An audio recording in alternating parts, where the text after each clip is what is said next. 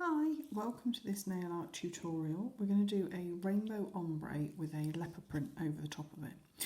So I've selected all of my colours. I've got, they're all Artistic Nail Design. I've got Hot Sea, I've got Hype, I've got Wild, I've got Killer Stems, which is a beautiful green, followed by Graceful, Treasure Beyond Measure and Picasso Pink.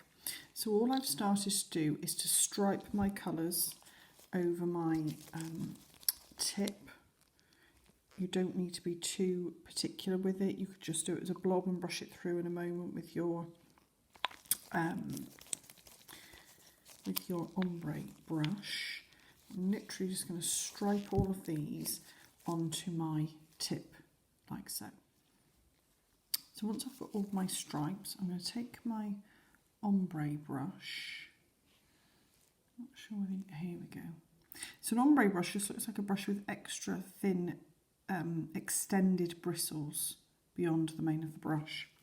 And basically all I'm going to do is brush through my polishes backwards and forwards, wiping it off importantly in between so that I don't blend any colours from beyond past where they are. So I've blended my colours with my ombre brush and I've cured it. You might need to do 2 coats. You would do the second coat exactly the same way that you did the first coat. Now this you can obviously leave like this. You can put your glossing top gel on and you know, that can be it. But it's really nice to create a base for a pattern. So I'm just going to do a very simple leopard print because it is I love a leopard print, but it is also very easy to do. And so with a leopard print, you could either just do the outline or you could do the whole shape. So if you're just going to do the outline, I would always do it a bit sort of broken up because a leopard print is never a full oval or circle. And equally, you'll have your little sort of dots in between. If you wanted to fill it in, then you could use another colour, or you could just make your oval shape.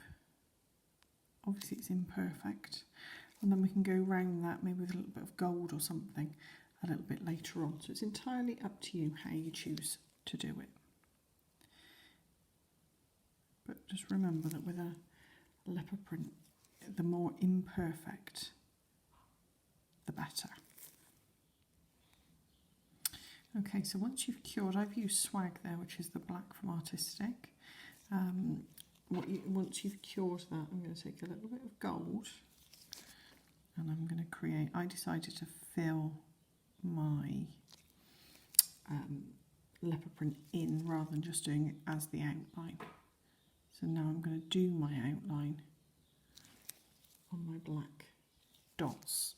So sort of in reverse to probably the colours I would normally use. I would probably usually do gold in the middle and then the black on the outside, but just for a change.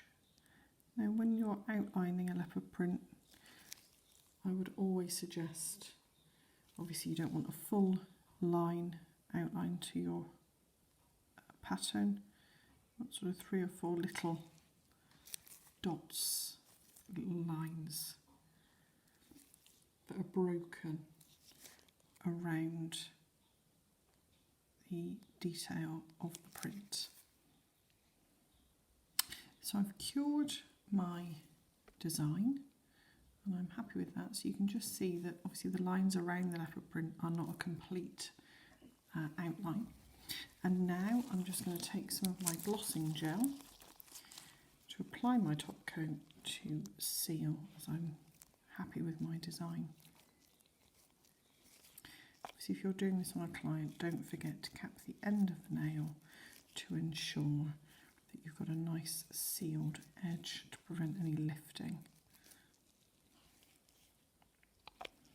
I'm just going to pop that into cure for 30 seconds. And here is our finished design.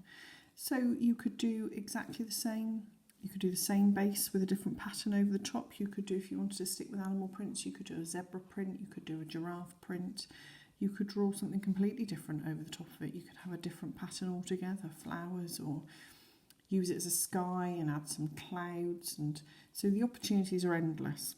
But just invest in a good ombre brush and you won't go wrong at all. So I hope you've enjoyed that, and I look forward to seeing you on the next one. Take care.